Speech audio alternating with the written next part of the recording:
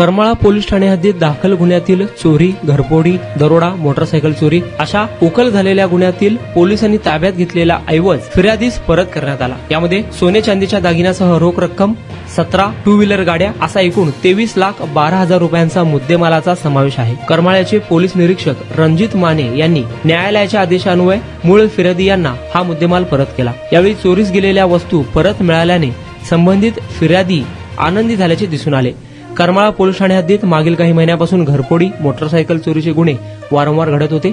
त्यानंतर पोलीस अधीक्षक Atul Kulkarni, upper police अधीक्षक प्रीतम यावलकर, डीवायएसपी अंजना कृष्णा यांच्या मार्गदर्शनाखाली गुन्हे उघडकीस आणण्यात आले। करमाळा तालुक्याला बीड, पुणे, अहिल्यानगर, धाराशिव जिल्ह्याची हद्द आहे। बाहेरील जिल्ह्यातून येऊन चोऱ्या, घरफोड्या करण्याचे प्रमाण जास्त आहे। पोलीस निरीक्षक माने यांच्या मार्गदर्शनाखाली अजित उंबाळे, मनीष पवार, वैभव ठेंगील, रविराज गटकुळ, मिलिंद दहीहंडे, अर्जुन गोसावी, योगेश येवले, अमोल रंदील, गणेश कोटे, हनुमंत भराटे, व्यंकटेश मोरे आदींच्या पथकाने ही कामगिरी केली। यामध्ये सोन्याचे दागिने, चांदीचे दागिने, 17 मोटरसायकल असा 23 लाखांचा ऐवज समावेश आहे। करमाळा पोलिसांच्या या कामगिरीचे सर्वत्र कौतुक होत आहे।